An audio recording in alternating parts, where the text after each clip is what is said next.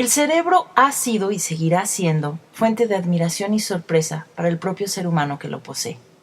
En la medida en que el desarrollo tecnológico lo permite, alcanzamos a comprender las sutilezas que determinan lo más relevante del ser humano.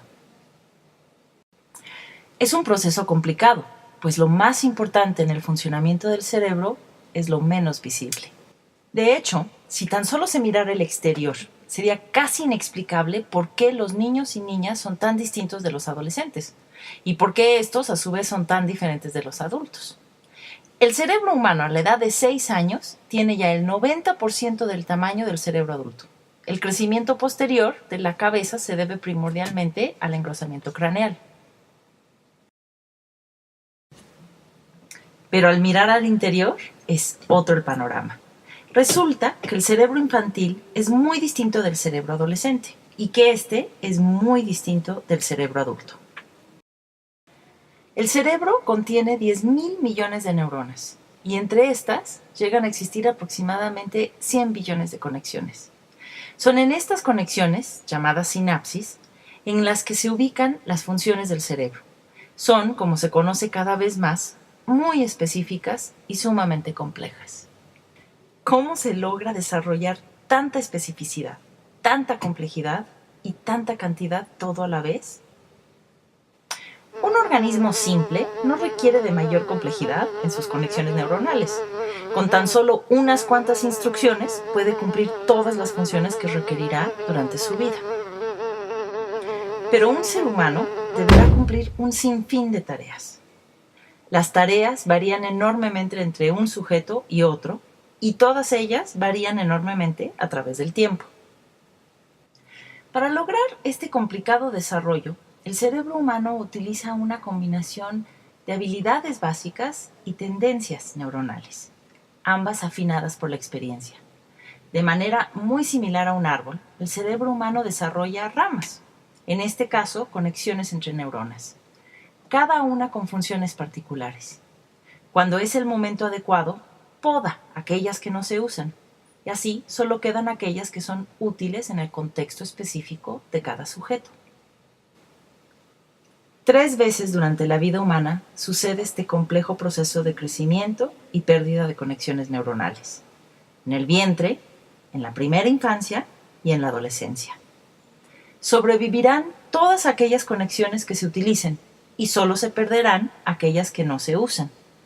De esta manera, el cerebro humano desarrolla solo aquellas funciones relevantes para su circunstancia particular. Cada ocasión en que se da este proceso representa una ventana de enorme oportunidad para el individuo. Es un momento de plasticidad en el que el sujeto puede desarrollar justo lo que necesita. Un ejemplo es cuando un niño pequeño sufre una lesión cerebral. Si esa parte del cerebro aún está en proceso de desarrollo, el cerebro crea nuevas conexiones para compensar lo que ya no puede hacer la parte dañada. Una razón por la cual este proceso solo sucede 3 veces en la vida es que el cerebro también debe hacer eficiente cada una de estas conexiones. Esto lo logra cubriendo las conexiones con mielina. Esta capa hace que la comunicación entre las neuronas sea 100 veces más rápida. Pero una vez cubierta, ya es difícil que crezcan nuevas ramificaciones. La mielinización resta plasticidad al cerebro. Todo este proceso de crecimiento va por etapas. El desarrollo neuronal va de las funciones más básicas, como funciones involuntarias, hasta las más complejas. Así, por ejemplo, las conexiones que dictan el movimiento de brazos y ojos están totalmente mielinizadas en los primeros 6 años de vida. Pero el uso de la experiencia y de la memoria en pos de un objetivo futuro, esa es una función cuyas conexiones no se mielinizan hasta casi los 30 años de edad. Esto significa que lo que sucede durante la adolescencia tendrá importantes implicaciones para el desarrollo de funciones mentales. Importantes conexiones que servirán al individuo durante el resto de su vida adulta crecerán o se perderán en esta etapa de la vida. Al igual que la infancia, la adolescencia es una etapa en la vida que exige especial protección ante el sensible desarrollo del ser humano. Pero el adolescente se parece mucho al adulto, y esto dificulta reconocer qué tan distinto es y por qué requiere un trato diferenciado del adulto. En particular, es difícil entender por qué tiene los mismos derechos que un niño o niña cuando son tan distintos. Lo importante es que ambos, tanto el niño como el adolescente, son muy, pero muy distintos del adulto. Pero la diferencia está en el interior del cerebro.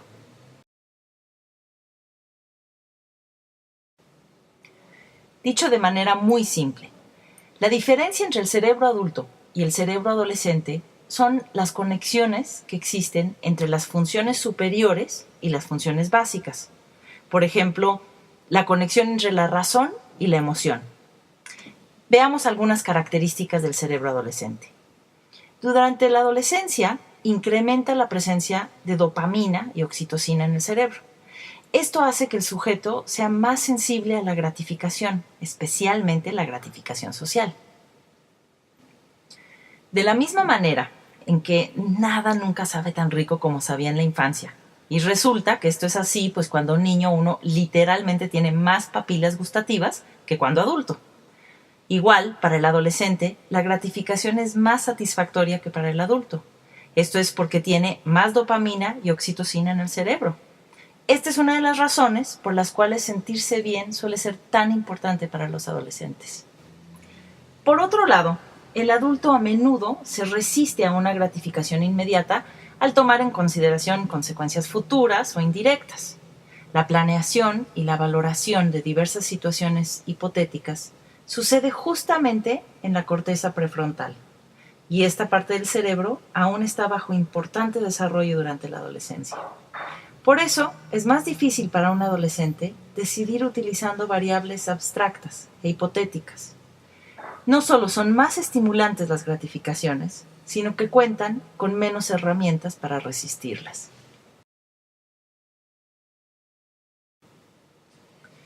Además, el adolescente es menos eficiente para inhibir sus comportamientos.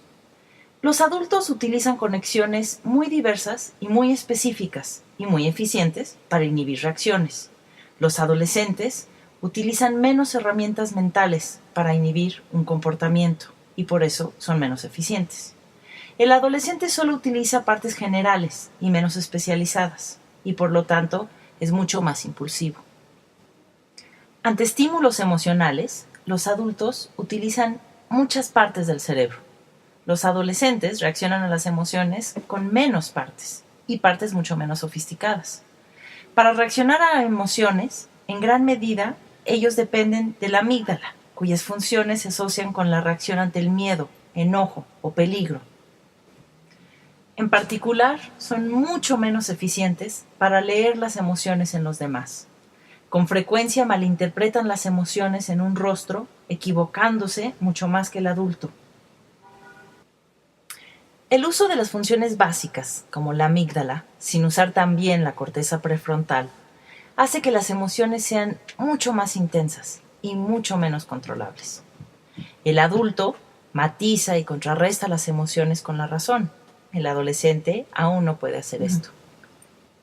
La significativa presencia de oxitocina en el cerebro hacen que en particular las emociones relacionadas con la socialización sean muy intensas y muy importantes para el adolescente. La exclusión social detona actividad en las mismas partes del cerebro asociadas con peligro a la sobrevivencia y no incitan las conexiones de la razón para controlarlo. Adicionalmente, el adolescente aún está desarrollando el llamado reloj interno, el ritmo circadiano. Y esto hace que le cueste trabajo dormir. Su sueño suele estar alterado y ello tiene estragos en su estado de ánimo. A la par de todo esto, el cuerpo humano nunca es más fuerte o más veloz. La adolescencia equipa al ser humano para dejar la seguridad del pasado de su familia y construir el futuro con sus congéneres. Y bueno, ¿todo esto qué implica para el juzgador? Las características neurológicas de la adolescencia tienen fuertes implicaciones procesales para las y los adolescentes. Veamos algunas. Un adolescente tendrá pocas herramientas para controlar mecanismos de defensa. Ante una situación estresante, como hablar de algo doloroso, puede mostrarse agresivo o desafiante con la jueza o con el juez, sin poderlo controlar. Su sensibilidad a los estímulos hace más fácil que se distraiga. Tiene menos capacidad para la concentración en ambientes poco adecuados. También su dificultad para valorar a futuro y la importancia del deseo momentáneo puede hacer que decida callar ante la incomodidad que le causa hablar de algo doloroso, sin tomar en cuenta que es parte de un proceso necesario. Limitaciones para valorar situaciones hace que los jóvenes a menudo se pongan en situaciones de riesgo. Algunas veces esta incapacidad para prever el riesgo generan elementos en los eventos que narran que desde una óptica adulta son poco creíbles. Las dificultades para entender las emociones de los otros fácilmente hacen que malinterprete la actitud de un juez o una jueza como enojo, y esto le cause mayor estrés. Aunque los adolescentes tienen pensamiento notablemente más abstracto que un niño o una niña pequeño, este es aún mucho más concreto que el de un adulto. Su sensibilidad a la aceptación social hace que la estigmatización común en las víctimas les cause aún mayor afectación. Tal vez la mayor dificultad que enfrenta el adolescente con relación a la justicia es la expectativa de que se comporte como un adulto, incluso causando enojo cuando no lo hace. Su aparente madurez física y sus enormes avances cognitivos, con comparación con el niño, generan confusión. Es tan distinto al niño que se pierde de vista lo distinto que todavía es del adulto. La adolescencia es una etapa única en la vida, en la que el ser humano tiene una forma de pensar y de actuar distintiva y particular a ese momento de desarrollo. Después de todo, ¿quién más cazaría el mamut?